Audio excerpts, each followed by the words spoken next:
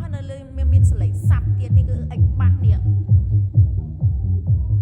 ការធ្វើតេស្តសលេងនេះគឺសលេងសាប់សុទ្ធតែម្ដងចាអែមខ្លាំងមែនតើបងជាមួយនឹងបាសឈុតធំ Brand Om Music ដែលមានតកអំផាធីប្រភេទបាសសាប់ដប់ដែលខ្នាតធំមួយជាងគេបង្អស់ប្រចាំ Om Music ដែលបាសនេះគឺមានទំហំសាប់4ទឹកដប់កន្លងបាសពេញដល់ទៅ 2000 វ៉ាត់ចាតកអំផាធីដែលមាន model អំផាធី 1500 ចាអញ្ចឹងសម្រាប់អតិថិជនដែលមានកម្មវិធីលក្ខណៈ10តុកចាគឺរីកមិនខ្លាំងមែនតើជាមួយនឹងបាសម៉ូដនេះចាប្រភេទបាសឈុតធំនេះគាត់នៅកម្ពស់បាសបងកម្ពស់ដល់ទៅ1ម៉ែត្រមួយទឹកចាហើយមុខ4ទឹកជាង4ទឹក7ប្រភេទបាសខ្នាតធំហើយបាសនេះក៏យើងមានផ្ទុកសាប់ពីក្នុងសលេងអុកបាសជាងមកគឺក្រហមស្ទើរព្រោះខ្លាំងមែនតើ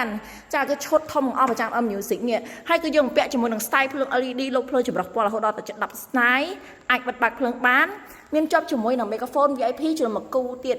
ចាដែល microphone នេះគឺស្រូបសលេងបានធ្ងន់ល្អចាហើយមកដាក់ការ promotion ជូនអតិថិជនទាំងអស់គ្នាចាគឺតម្លៃត្រឹមតែ$225ចា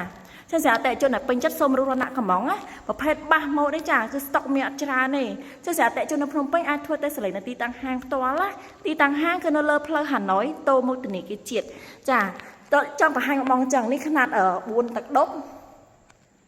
សម្រាប់បាសម៉ូដនេះណាចាដូចបងឃើញនេះ2ទឹកកន្លះដប់3ទឹកដប់ចាគឺប្រភេទបាសដែលខ្នាតធំជាងគេបងអស់ចា